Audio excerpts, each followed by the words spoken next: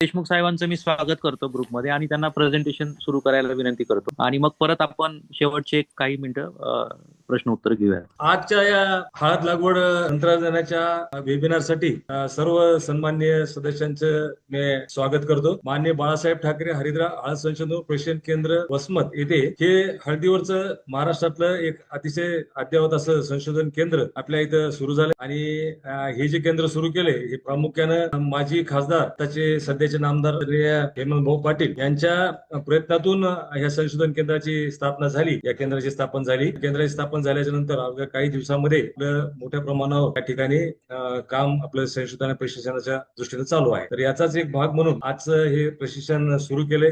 कदम माननीय व्यवस्थापकीय संचालक हे राजेंद्र कदम सर आहेत. तर ते जर उपलब्ध झाले तर त्यांचे आपण मनोगत ऐकू सर. तर हळद संशोधन केंद्राचं जे काम आहे सर याच्यामध्ये 14 सप्टेंबर 2022 च्या GR नुसार या संशोधन केंद्राची स्थापना झाली आणि वसमत तालुक्यामध्ये या संशोधन केंद्राची स्थापना झाली.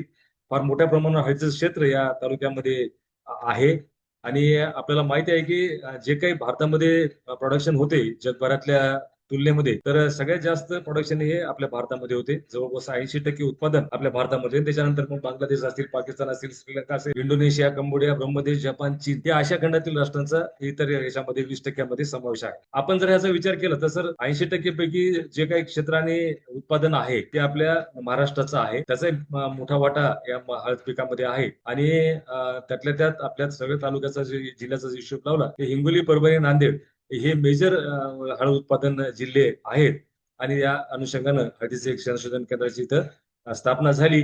भविष्यामध्ये या संशोधन केंद्राच्या माध्यमातून निश्चितच हळद उत्पादक शेतकऱ्यांना फायदा होणार आहे. आता हळदीचं आपल्याला महत्व सगळ्यांनाच माहिती आहे. त्याच्यामध्ये अनेक आजारावर ते काम करते आणि हळदीचा वापर आपल्या खाण्यामध्ये असल्यामुळं अनेक प्रकारचे रोग आपल्यापासून दूर राहतात. भारतामध्ये राहणारे जे आहेत त्यांचं हळदीचं सेवन चांगलं होत असल्यामुळं अनेक आजारापासून ते मुक्त राहतात. हळदीचे अनेक उपयोग आहेत. त्याच्यामध्ये म्हणजे देवपूजेसाठी तर वापर होतोच होतो. त्याचबरोबर हळदीपासून रंगही तयार करतो. जसं सुगंधी तेल मिळते, ओलिओ मिळते, वेगवेगळे पदार्थ मिळतात. सौंदर्य प्रसाधनाच्या निर्मितीमध्ये हळदीचा मोठ्या प्रमाणावर वापर होतो आणि अनादी कालापासून या हळदीचा वापर आपल्या आपल्या रेग्युलर आयुष्यामध्ये आहे आणि याचा अनन्यसाधारण महत्व आहे. कोरोनाच्या काळामध्ये हळदीचं खूप महत्व कोरोनाच्या काळामध्ये आपल्याला लक्षात आले. त्या काळामध्ये हळदीचे काढे प्रमाणावर घेऊन ते आपण त्या आजारापासून दूर राहू शकतो. आता आपण विचार जर केला सर हळदीच्या बाबतीमध्ये हळदीचं एक हवामान जे आहे त्याला उष्ण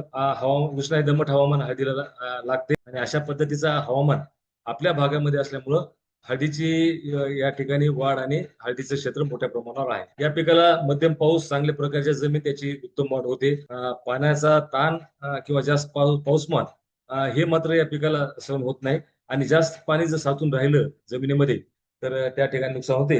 म्हणून त्या अनुषंगानं काही आता जे लागवडीच्या पद्धती आहेत त्या आपण पुढच्या काही स्लाइड मध्ये त्याची चर्चा करणार आहोत. सरासरी साधारणतः 20 ते 25 डिग्री सेल्सिअस तापमान मध्ये याची वाढ होते आणि 500 ते 750 डिग्री टेम्परेचर ह्या हळदीला मानवते. आपण बघितले की सांगली आणि भागामध्ये हळदीची लागवडी प्रामुख्यानं अक्षय तृतीयेला होते आणि त्या ठिकाणी उष्णतामान हे थोडं कमी राहते. परंतु मराठवाड्यासारख्या भागामध्ये आपण जर बघितलं तर इथं उष्णतामान जास्त असल्यामुळं अक्षय तृतीयेची लागवड किंवा मेबदली लागवड आपल्या या ठिकाणी थोडीशी शक्य होत नाही. कारण कडक उन्हाळा या पिकाला मानवत नाही. ते 35 ते 40 अंश सेल्सिअस तापमान हे हळदीच्या उगवणीसाठी हा चांगला काळ आहे आणि पावसाळी वातावरणामध्ये खोडांची आणि फुटव्यांची वाढ सुद्धा या हळदीची चांगल्या पद्धतीने होते. तर सर्वसाधारणपणे जर आपण विचार केला तर महाराष्ट्रातलं हवामान हे या पिकाला म्हणजे पोषक आहे. अति आपण पावसाच्या प्रदेशातला थोडासा विचार केला तर त्या ठिकाणी हळदीची लागवड कमी आहे पण तिथे चांगलं उत्पादन त्या ठिकाणी आपल्याला मिळू शकते. तर जमीन जी आहे हळदीची त्यासाठी अतिशय महत्वाची आहे. आता जमिनीचा विषय जरी महत्वाचा असला तरी आपण गादी वाफ्यावर ही लागवड करत असल्यामुळं या ठिकाणी थोडा जमिनीचा विषय थोडासा बाजूला राहतो. कारण गादी वाफा केल्यामुळं कुठल्याही जमिनीमध्ये चिबड जरी जमीन असली तरी तिथं वापसा चांगला होतो आणि वापसा चांगला होत असल्यामुळं या जमिनीची निवड आपल्याला गादी वाफ्यामध्ये थोडीशी म्हणजे तेवढी चिकलीची गोष्ट राहिली नाही. जमिनीचा सामू जर बघितला आपण 6.5 ते 7.5च्या दरम्यान असावा लागतो. या पिकास चांगल्या निचरा होणारी जमिनीची गरज आहे. त्याचं कारण असं की जे काही पीक वाढणार आहे त्याचं सगळं जमिनीमध्ये वाढ होणार आहे कंदांची.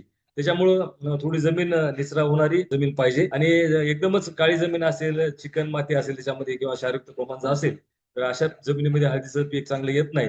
परंतु अशा याच्यामध्ये आपण गादी वाफा केल्याच्या नंतर ही सुद्धा समस्या काही प्रमाणामध्ये सुटते. आणि या पद्धतीनं आपल्याला या जमिनीची निवड करायची. जमिनीमध्ये जर चुनखडीचं प्रमाण जास्त असेल तर त्या ठिकाणी तिथं आयर्न, झिंक, फेरस सल्फेट ह्याची या मूलद्रव्याची कमतरता पडते.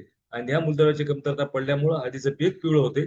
आपल्याला त्याच्या बाबतीमध्ये फक्त काळजी घ्यावी लागते. आणि मग ह्याचं फोलिअर ऍप्लिकेशन करून सुद्धा फवारणी करून जर त्याचं रिक्वायरमेंट आपण जर दिली तर पिवळेपणा तो जाऊन हळदीला चांगल्या पद्धतीचं म्हणजे हिरवेपणा येतो. आणि अशा याच्यामध्ये सुद्धा आपल्याला हळद घेता येते. फक्त फेरस सल्फेटची आपल्याला तिथं कमतरता भरून काढावी लागते. आता हळदीच्या बाबतीमध्ये जर आपण विचार केला तर हळदीच्या अनेक जाती भारतामध्ये आहेत. त्याच्यामध्ये वेगवेगळ्या जातीचं वेगवेगळं महत्व पण आहे. अनेक जाती ह्या कमी कालावधीमध्ये येणार आहेत, 7 महिन्यामध्ये येणार आहेत. काही वाण आहेत ते 8 महिन्यात येणार आहेत. आणि काही वाण आहेत ते साधारणतः 9 महिन्याचा कालावधी लागतो. तर असे वेगवेगळे कालावधीचे पिकं आहेत. आणि वेगवेगळ्या व्हरायट्या पण आहेत. आपले जे संशोधन केंद्र आहेत भारतामधले, त्या सर्व संशोधन केंद्राच्या वेगवेगळ्या वाणांची निवड, वेगवेगळे वाण आपले तयार केले जातात. आपण बघितलं की महाराष्ट्रामध्ये आपल्या इथं कसबी डिग्रसला हळद संशोधन योजना आहे. तर तिथं सुद्धा एक चांगले वाण आपले आहेत. ते फुले स्वरूपा आपल्या स्क्रीनवर आपण पाहतात की फुले स्वरूपा नावाचे जो वाण आहे तो TDS 222 अतिशय चांगला वाण आहे. त्याच्यामध्ये कुरकुमीचं प्रमाण चांगलं आहे. हळदीच्या पावडरसाठी हा वाण अतिशय उत्कृष्ट आहे. त्याचा उतारा सुद्धा सेलमच्या वाणाच्या तुलनेत अशा पद्धतीनं हा वाण आहे. त्याचा उतारा पण चांगला आहे, उत्पादन पण चांगलं आहे. फक्त वाणाचं एकच अडचण आहे की या वाणाचे जे हळकुंड आहेत ते आकाराने थोडे लहान आहेत. आणि आपल्या भागामध्ये किंवा आपल्या व्यापारामध्ये जे काय आता हळदीचं विक्री होते त्याच्यामध्ये हळदीची क्वालिटी, जाडी हे ते असे बघितल्या जाते आणि त्याच्यावर भाव ठरतो. परंतु ह्याचं जर बाकीचं जर सगळे गुणवैशिष्ट्य बघितले तर ही हळद सुद्धा अतिशय चांगली आहे. याला फुटवे चांगले आहेत, करपाई याच्यावर कमी येतो आणि कालावधी सुद्धा या वाणाचा कमी आहे. आणि खूप चांगल्या पद्धतीचं पावडर या हळदीचं असल्यामुळं हा वाण पण चांगला आहे. जेव्हा कुरकुमीन आधारित दर आपले होतील हळदीसाठी, सध्या नाही ती प्रणाली, पण जेव्हा होतील तेव्हा मात्र या हळदीला चांगले दर मिळतील. आणि ही हळद कुठल्या व्यापाऱ्याकडे जर आपण नेली कदाचित त्याला चांगले दर पण मिळू शकतात. अशी हे कसबी डिग्रजचा वाण आहे.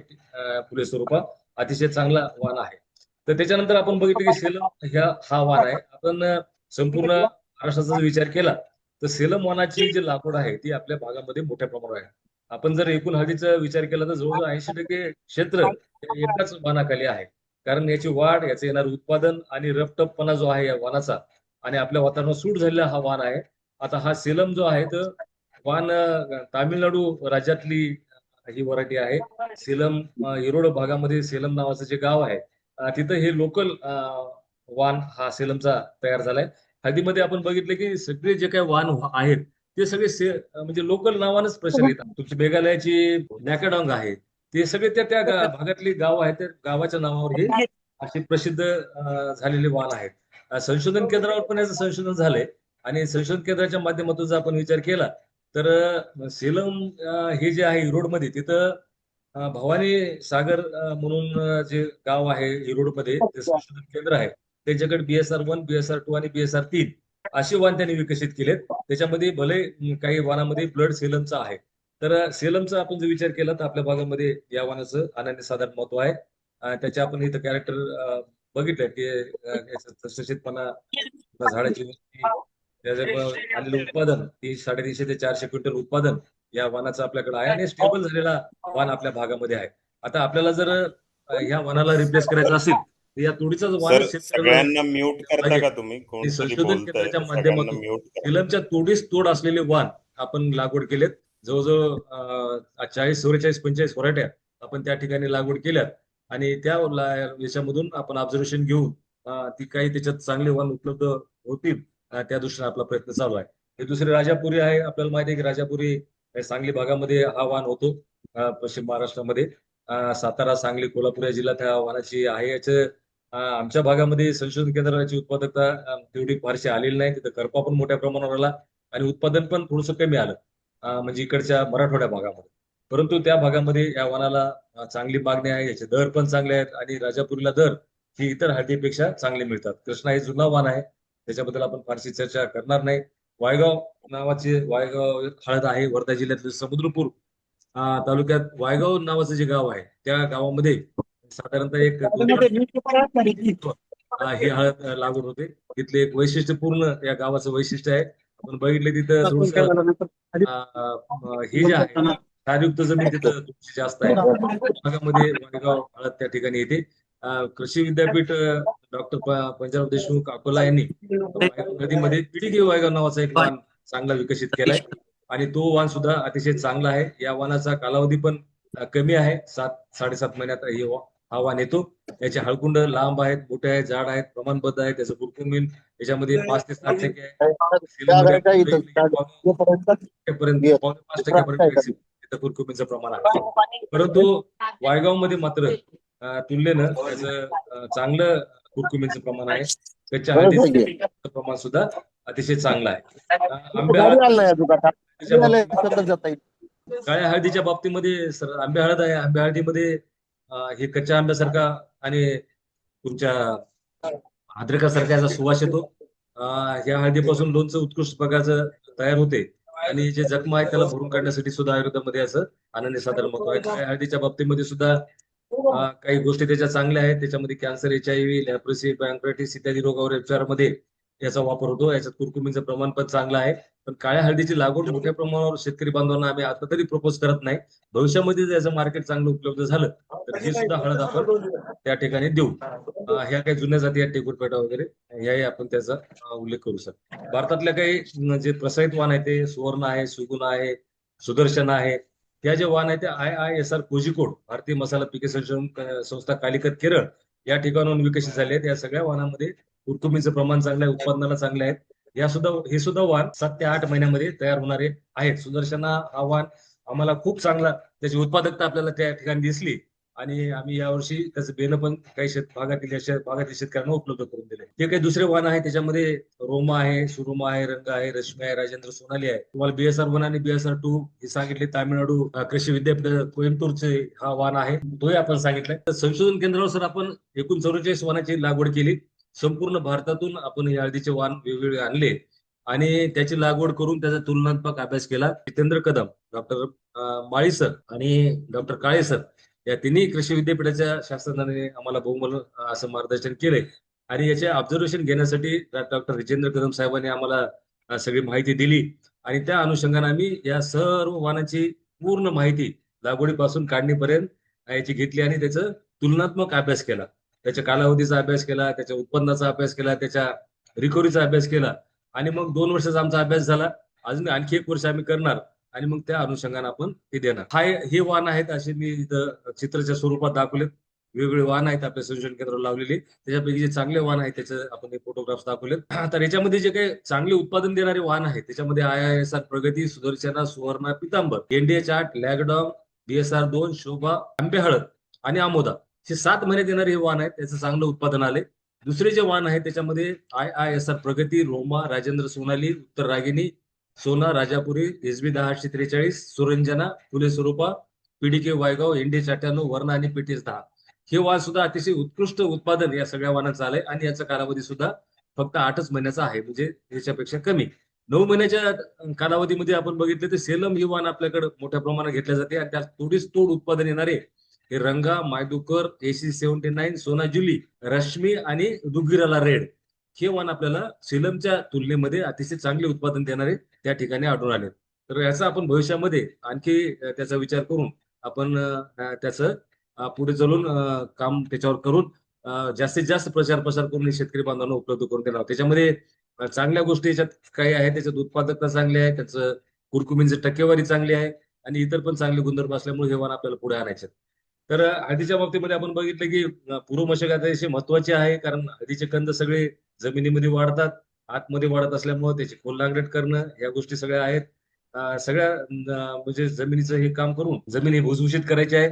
यावर्षी ज्यांचं पूर्व मशागत कामाचं झाले नाहीत अशा शेतकऱ्यांसाठी यावर्षी थोडीशी अडचण आली, कारण पाऊस जो आहे तो अपेक्षेपेक्षा आपला लवकर पाऊस सुरू झाला आणि मग आपले कामं हे पूर्व मशागतीचे खोळंबले. परंतु याही परिस्थितीमध्ये आपल्याला वेगळ्या पद्धतीनं काम करून आपल्याला हे गादी वाफे तयार करायचे आहेत आणि गादी वाफे तयार करताना काही मग नांगराच्या साहाय्याने म्हणा किंवा मग पॉवर विडरच्या साहाय्याने म्हणा अशी गादी वाफे तयार करून आपल्याला हे करावं लागेल, ज्याचं काम मागे पडले त्यांना, आणि त्या पद्धतीने आपल्याला हे करावं लागेल. त्याच्याबरोबर जे काही आपले खतं आहेत त्या खताचं पण आपल्याला नियोजन करायचंय. त्याच्यामध्ये शेणखत असेल, इतर काही रासायनिक खतं असतील, ते किती टाकायचे काय टाकायचे आपण त्याच्यावर पुढच्या याच्यामध्ये चर्चा करणार आहोत. तर ते आपल्याला खताचं व्यवस्थापन या ठिकाणी करायचंय.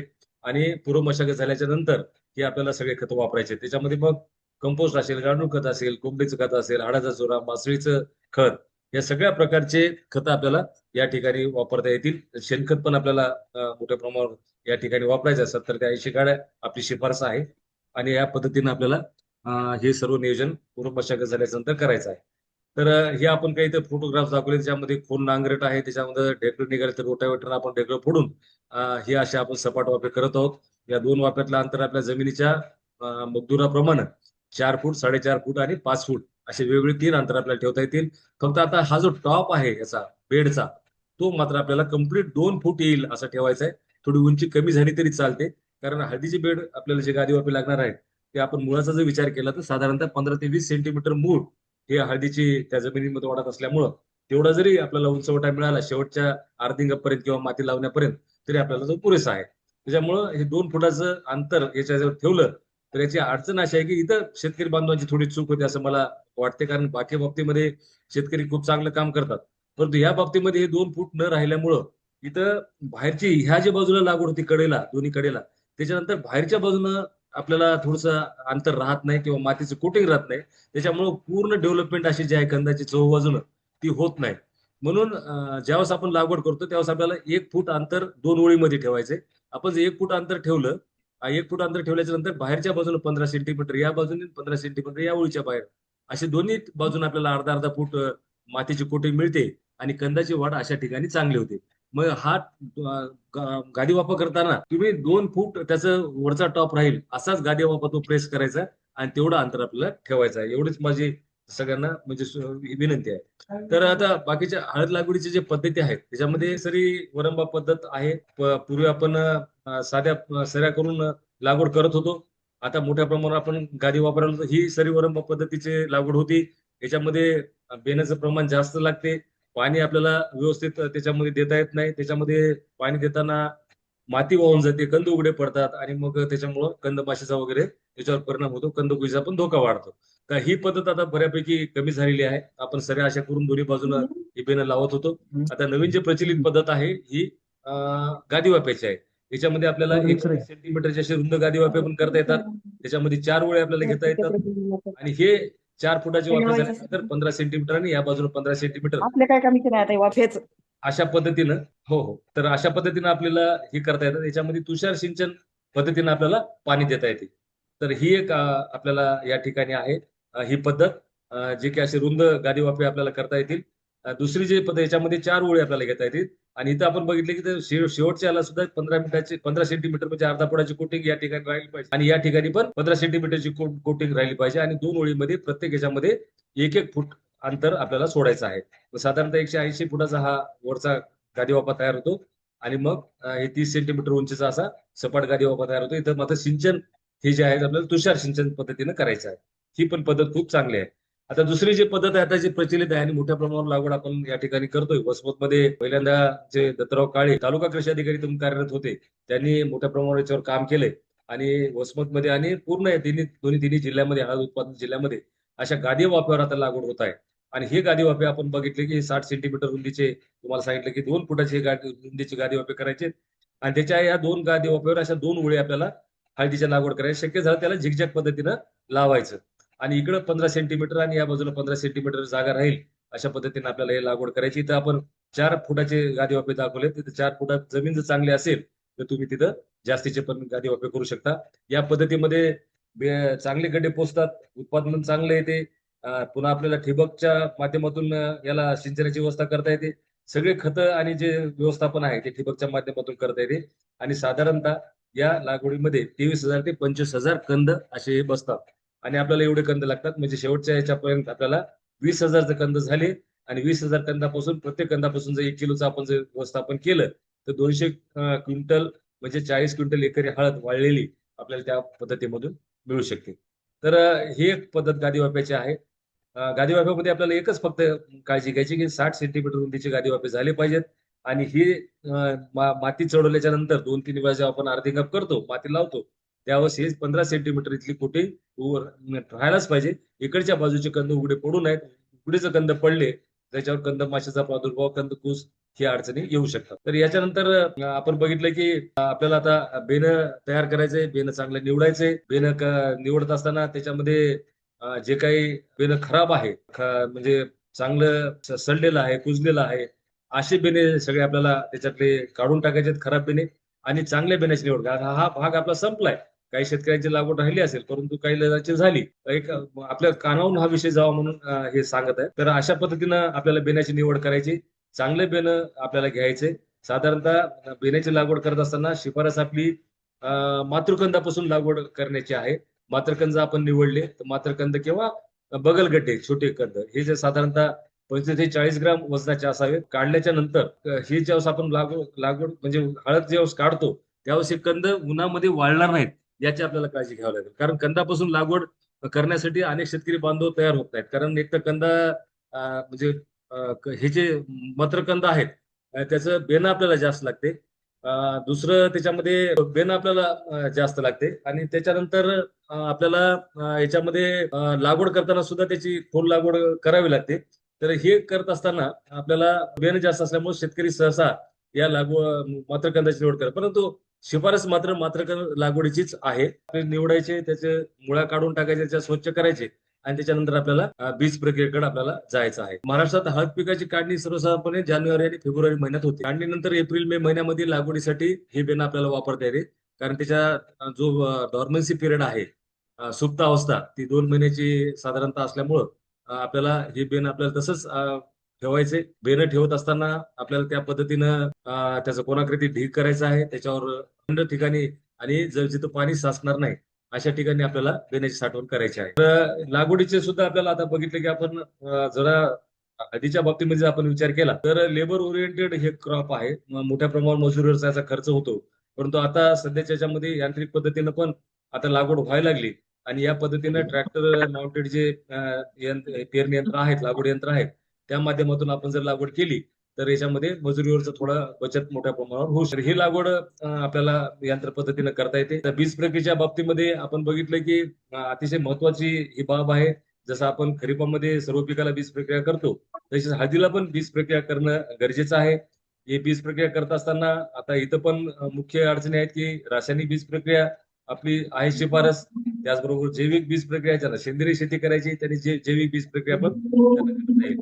तर रासायनिक बीज प्रक्रियेमध्ये हळद लागवडीच्या अगोदर 2-3 दिवस अगोदर आपल्याला ही बीज प्रक्रिया करता येते. त्याच्यामध्ये आपल्याला एक बुरशीनाशक आणि एक कीटकनाशक घेऊन त्यामध्ये 10 ते 15 मिनिटं 20 मिनिटापर्यंत हे बेनं बुडून ठेवायचं आहे. आणि लागवडीच्या अगोदर आपण हे काम जर केलं तर लागवडीच्या दिवशी आपल्याला थोडीशी धावपळ होणार नाही.